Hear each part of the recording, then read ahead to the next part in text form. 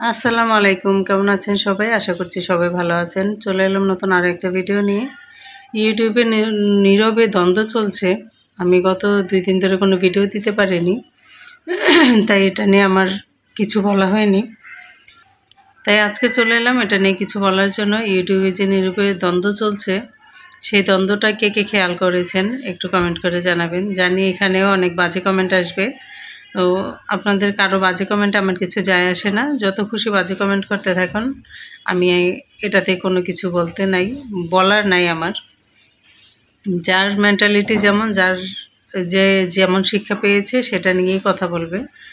আর আমি যেহেতু কারো সম্বন্ধে খারাপ কিছু বলছি না, তাই আমি এখানে কাউকে কৈফিয়ত দিতেও আসিনি। কারো কাছে কিছু বলার আমার নেই। আমি জাস্ট ভিডিও বানাচ্ছি কাউকে নিয়ে। আর সেই ভিডিও বানানোর জন্য যতটুকু আমার প্রয়োজন আমি ততটুকু বলি, সামনেও বলবো। তো এই ভিডিওতেও যদি কেউ হাদিস শোনাতে আসেন অথবা কোনো জ্ঞানমূলক কমেন্ট করতে আসেন, তারা অন্তত দূরে থাকবেন। তো চলেন পুরো ভিডিওটা শুরু করি। কার সঙ্গে কার দ্বন্দ্ব সেটা একটু বলি। মিম, শারমিন, বাবু, তাদের দুই ফ্যামিলির মধ্যে দ্বন্দ্বটা মূলত অনেক দিন আগে থেকেই ছিল। পারিবারিক যে দ্বন্দ্বগুলো থাকে ওইগুলা। আর ওই পারিবারিক দ্বন্দ্ব থেকে দ্বন্দ্বটা আরেকটু যখন মোটামুটি ঠিকঠাক হয়ে আসলো, সেটার বাবু আর মিমের কারণে আবারও একটু ফাটল ধরলো। তো তাদের সম্পর্কটা তো যেমনই হোক সবাইকে রাজি করিয়ে তারা বিয়ে শাদী করলো, মিম আর বাবু। বিয়ে করার সময়ও কিন্তু বাবুর মা এই বিয়েতে রাজি ছিল না, তারপরও রাজি হয়েছে শুধু ছেলের দিকে তাকিয়ে। তারপর যখন মিম মানে প্রথমবার বিয়েতে তো তেমন কোনো অনুষ্ঠান বা কোনো কিছুই ওরা করে নেই। মিম যখন পরবর্তীতে মানে গ্রামে গিয়ে বিয়ের অনুষ্ঠানটা করলো, আর সেখানে তো মোটামুটি ওদের দুই ফ্যামিলির সবাই ছিল। তখন হচ্ছে মিম বাবুর বাড়ি থেকে বিয়ের পর দিন যে বাবুর বাসা থেকে গ্রামে যায়, গিয়ে সেখানে একটা ভিডিও বানায়। সেই ভিডিওর রেশ ধরে শারমিন একটা ভিডিও বানায়। আর সেই ভিডিওর পর থেকে তাদের মধ্যে বিশাল রকমের দ্বন্দ্ব, সেটা সবাই দেখেছেন। শারমিন প্রায় বড়সড় একটা ভিডিও দেয়, সেই বড়সড় ভিডিওটাতেই শারমিন অনেক কিছু বলে। তো সেই কথাগুলা মিমদের ফ্যামিলির কারোরই পছন্দ হয়নি, এমনকি বাবুরও না। তারা সবাই শারমিনকেই দোষারোপ করেছিল। তো শারমিনকে দোষারোপ করেছিল যে শারমিন এগুলো কেন বলেছে। তবে মিমের কথা ধরে যদি বলা যায়, মিম যা বলেছে সেইটার যুক্তি দিয়ে শারমিন একটা ভিডিও বানায়। তো সেইখানে যদি শারমিন দোষী হয়, সেখানে কিন্তু মিমেরও দোষ আছে, কারণ শুরুটা করেছে মিম। যদিও তারা সবাই আমার কাছে সমান, তারপরেও যেহেতু ভিডিওটা আমি এখানে সবার সামনে তুলে ধরছি, তাই এখানে সব কিছু বলা। যদিও এখানে দোষটা মিমেরই শুরুতে বলা যায়। এখন ঠিক ভুল এটা তাদের নিজেদের মধ্যে। তারপর থেকে মিম একটা মানে টোটালি ওদের বাসার কারোর সঙ্গে যোগাযোগ করে না। তারপর বউভাতের পরে যে আবার বাবুর মায়ের বাসায় যাবে, বা এই যে ছোটোখাটো যেই এইগুলা থাকে নিয়মকানুনগুলো, এগুলা পালন করার কথা, সেগুলো কোনো কিছুই করেনি। টোটালি বাবুর পরিবারের সঙ্গে যোগাযোগ বন্ধ। বাবুর পরিবার ও মিমের সঙ্গে যোগাযোগ বন্ধ, এটা ক্যামেরার সামনে যতটুকু আমরা দেখেছি। তারপরে দেখা গেলো যে বিল্লালের যোগাযোগ ছিল, যাওয়া আসা করতো। একটা সময় গিয়ে বিল্লালও সব বন্ধ করে দিল। তারপরে যখন মিম ঢাকায় আসলো, আসার পর মিম একটা ভিডিও দেয়, সেখানে টুকটাক কিছু কথা বলে, আর সেই কথার রেশ ধরে ওরা ধরেই নিয়েছে যে মিম চায় না মিমের সঙ্গে ওদের ফ্যামিলির কেউ যোগাযোগ করুক। হ্যাঁ, মিম এটা অনেকভাবে বুঝাইছে আর বলছেও যে এইসব মানুষকে সে তার আশেপাশে দেখতে চায় না।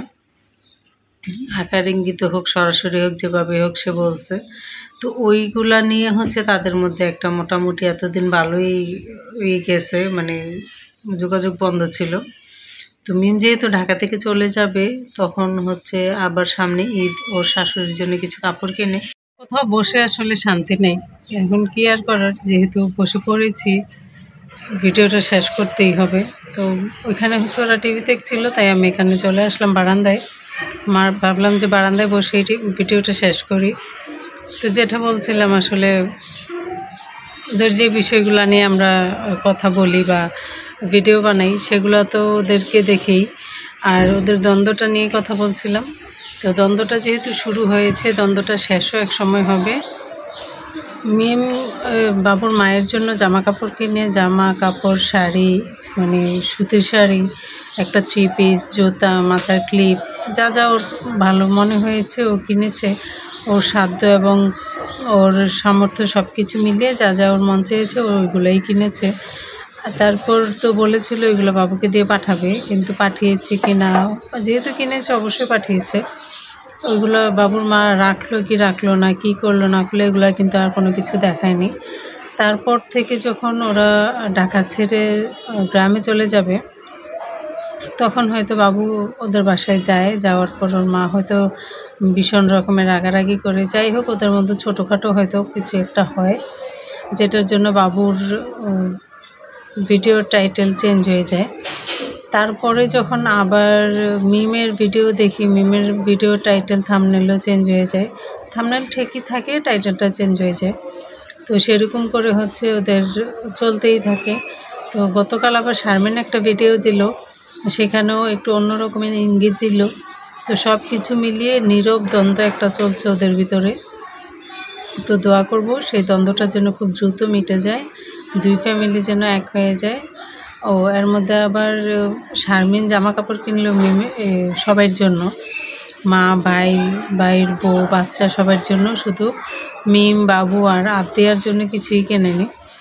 তো পরে সেখানে কার কাছে কেমন লাগছে বিষয়টা জানি না, তো এই বিষয়টা আমার কাছে একটু খারাপ লাগে। আমি সেখানে কমেন্টও করি যে বড়দের মধ্যে যা কিছু হয়েছে সেটা বড়দের মধ্যেই থাকা উচিত ছিল। বাচ্চা মেয়েটাকে এখানে না টানলেও হতো, যেহেতু কি যেন বিলালের মেয়ের জন্য যেহেতু কিনেছে, আত্মীয়ার জন্য একটা ড্রেস কিনে দিয়ে দিলে এটা আমার মনে হয় দেখতে সব দিক থেকেই সুন্দর হতো। কারণ আত্মীয় ছোটো মানুষ, ও এসবের কিছুই বুঝে না। যদি দোষ করে, ভুল করে, দ্বন্দ্ব লাগে, যেইটাই হোক, এটা বড়দের মধ্যে। বাবুর মেয়ে হিসেবে আবদিয়া আছে, এখন আবদিয়ার জন্য ড্রেস কিনলে ওদের যদি নাও নেয়, তাও আমার মনে হয় কিনে একটা দেওয়া উচিত ছিল। তো যতটুকু বুঝলাম যে মিমের শ্বশুরবাড়ি মানে বাবুর পরিবারের কেউ চাচ্ছে না মিমের মেয়েটা ভালো, মানে আবদিয়াকে কেউ মানতে পারছে না হয়তো, বা এরকম কিছু একটা, এটা ওরাই বলে, দেখায় একরকম বলে আরেক রকম টিভিতে, ভিডিওতে। এখন এটা যার যার মেন্টালিটি, কে কীভাবে নেবে। আবার এখানে অনেকে এসে আমাকে জ্ঞান দিবেন, রোজার মাসে এইসব ভিডিও করেন, রোজার মাসে এইসব ভিডিও করেন আপনারা বাস্তব। আমি তো এখানে এসে বলতেছি আপনারা বাস্তব লাইফে কি হুজুর 5 ওয়াক্তর জায়গায় 6 ওয়াক্ত নামাজ পড়তেছেন, কোরআন খতম 30 দিনে 30টা দিচ্ছেন, এমন তো না। আপনারাও মানুষের গীবত করেন। তো আমার এটা যদিও গীবত না, আমি সেই চোখে দেখি না। আপনাদের যাদের কাছে গীবত মনে হবে তারা ভিডিওটা না দেখলেই ভালো হয়। আমি যা ঘটেছে সেটাই বলেছি, এখানে বাড়তি কোনো কিছু বলিনি। আরও চাইলে কিছু বলতে পারতাম, কিন্তু ইচ্ছে করে বলিনি। এখন যদি এটাতে কারো খারাপ লাগে, লাগতে পারে, না লাগলেও আমার কিছু করার নেই, লাগলেও আমার কিছু করার নেই। তবে আমি চেষ্টা করেছি যেন সব কিছু না হোক, কিছুটা আপনাদের সামনে তুলে ধরতে পারি। তো আমার চেষ্টা কতটুকু সফল হয়েছে জানি না। তো আমি আবারও বলবো যে ওদের ভিডিও নিয়ে আমার খারাপ লাগার কিছুই নেই। এখানে সবাই সবার মতো করে ভিডিও বানায়, আমিও বানাই। এখন এই জন্য আজকেও বানিয়েছি। তো এইগুলা নিয়ে আমি আর একটু খোলামেলা কথা বলতে পারতাম। আমি যেহেতু বারান্দায় বসছি, তাই যে আশেপাশের বারান্দা, তারপরে জানলা, ওই পাশের বিল্ডিং, সব জায়গা থেকে হচ্ছে দেখা যাচ্ছে আমাকে। তাই মনে হলো যে ভিডিওটা এখানেই শেষ করে দিই। আমি এটা নিয়ে পরবর্তীতে আবার কথা বলবো অবশ্যই, সময় করে, যদি সময় সুযোগ হয়। তো না বলতে পারলেও কিছু বলার নেই, যতটুকু সম্ভব ছিল বলেছি। তো এই ছিল আজকের ভিডিও। যদি ভিডিওটা ভালো লাগে অবশ্যই লাইক, কমেন্ট, শেয়ার করবেন। আর আমার নতুন নতুন ভিডিও পেতে আমার চ্যানেলটা সাবস্ক্রাইব করে রাখবেন, পাশে থেকে সাপোর্ট করবেন। আর আজকের ভিডিওটা কেমন লাগলো সেটা তো জানাতে একদমই ভুলবেন না। তো এই ছিল, ঘরে টিভি চলছে। তো এই ছিল আজকের ভিডিও। ভালো থাকবেন সবাই, বিদায় নিচ্ছি। আল্লাহ হাফেজ।